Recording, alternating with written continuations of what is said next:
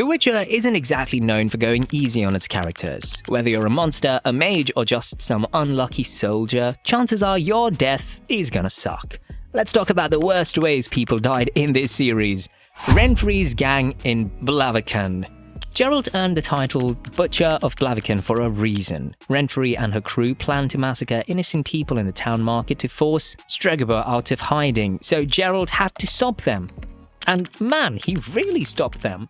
One by one, Geralt cuts through Renfri's entire gang in the middle of the marketplace. Quick sword work, nothing too drawn out. For fantasy combat deaths, these were actually pretty clean, fast, efficient, the kind of death you'd probably want if you had to choose.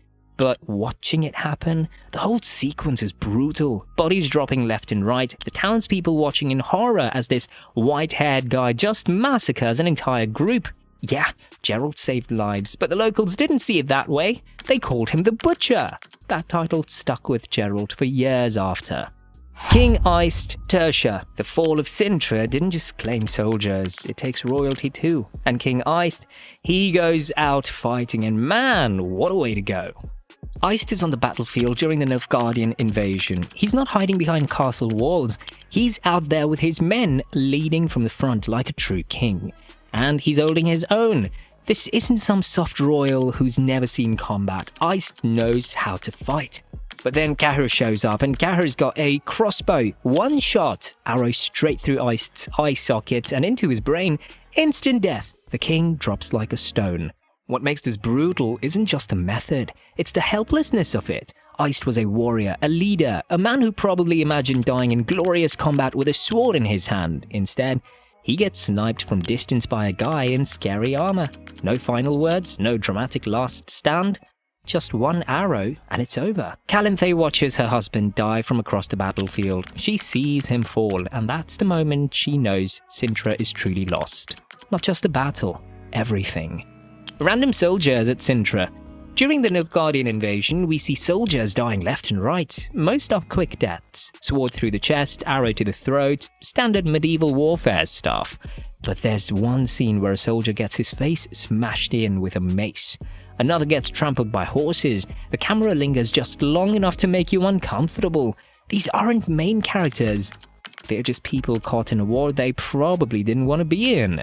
The Witcher doesn't give you clean war scenes. It shows you what actually happens when armies clash. And it's messy, it's painful, and a lot of people die screaming. Queen Calanthe. After watching her husband die, after seeing her kingdom burn, after the Nilfgaardians breach the castle walls and slaughter everyone in sight, Queen Calanthe makes a choice.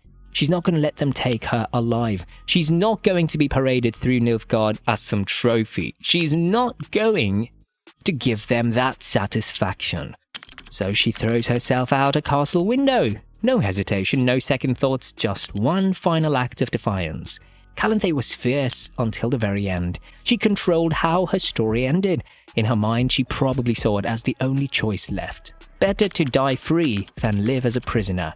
The fall itself, that's not a quick death. Multiple stories up, enough time to know exactly what's about to happen.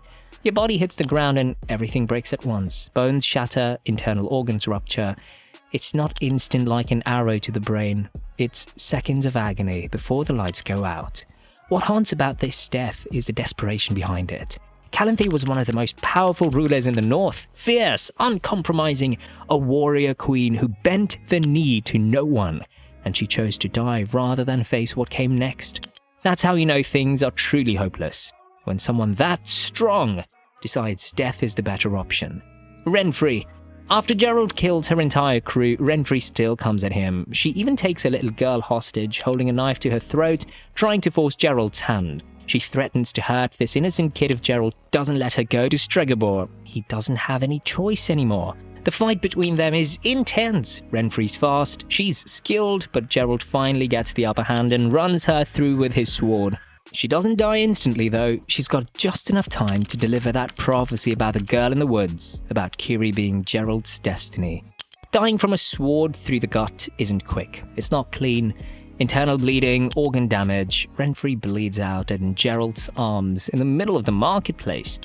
And the look on Geralt's face says everything. He didn't want this, but sometimes there's no good choice.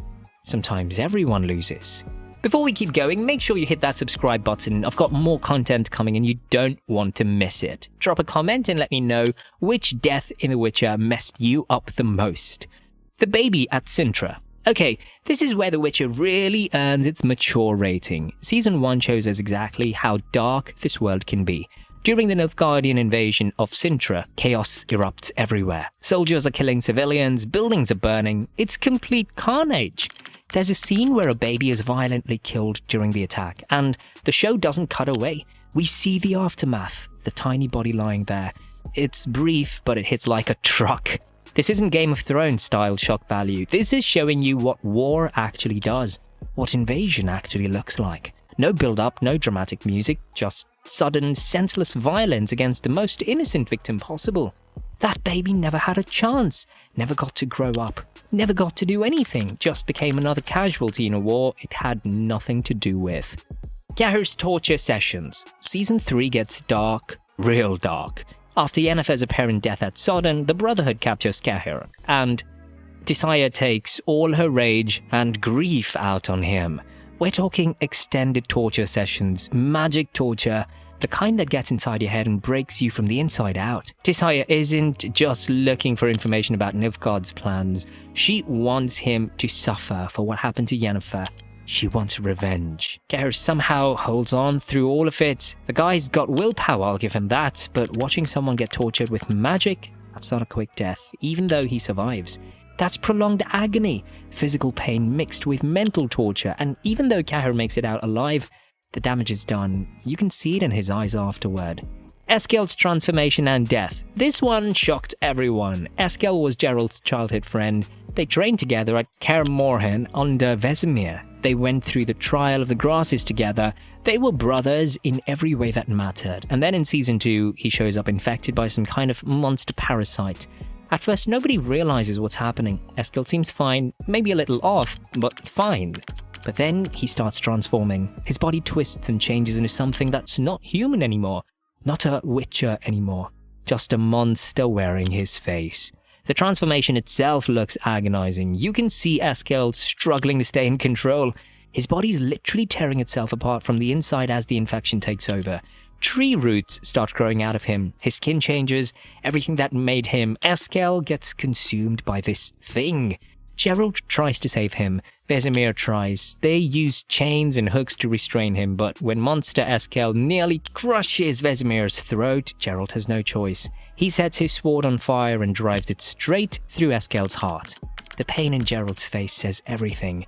He's just killed his brother, one of the few people left in the world who understood what it meant to be a Witcher, and he had to do it himself. That's the kind of trauma that sticks with you. Tissia's final choice. Season 3 ending. After everything Tissia went through, after Vilgefortz's betrayal, after watching the coup at Thaned tear apart everything she built, after thinking Yennefer was dead and finding out her former lover orchestrated all of it, she makes a choice. She takes her own life. The scene is quiet. Too quiet. Tissaia slashes her wrists. No dramatic fight, no last stand, no big speech. Just a powerful sorceress who's seen too much and lost too much, deciding she's done. What makes this painful isn't the method, it's the weight of it. Tissaia was a mentor to an entire generation of mages, a leader, one of the most powerful people in the world, and she chose to end her own life because the betrayal and loss cut that deep. The emotional pain that drives someone to that point, that's worse than any physical death. That's complete hopelessness. I know I didn't cover every death in The Witcher. There are plenty more brutal moments scattered throughout the series, but these are the ones that stuck with me, the ones that made me wince or look away or just sit there thinking, damn, that's rough.